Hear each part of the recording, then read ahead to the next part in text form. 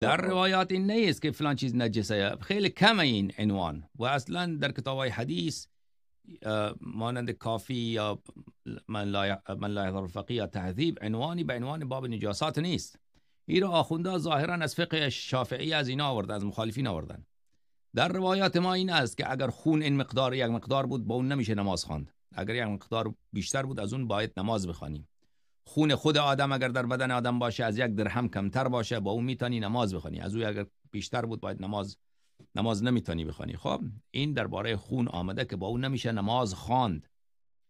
عنوان نجاست که شما اگر دنبالش بگردی که جای نوشته باشه که خون نجسه، اینو آخونده درست کردن. این از چیزاییه که بله در حدیث و روایت نیست.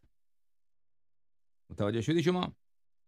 خب بله من متوجه شدم. من اینو شنیده بودم، هرچند سرچ کردم نبود که الان شما منو مطمئن کردید. حالا مثلا الان دست برید یا من چه می‌دونم خون جهنده حیوانی مثلا گوسفند سر می‌بری یا اینا رو باید چیکار بکنیم؟ یعنی فقط همون شستشوی عادی کافیه؟ بله اگر خون چی اونجا اگر نوشته دیگه در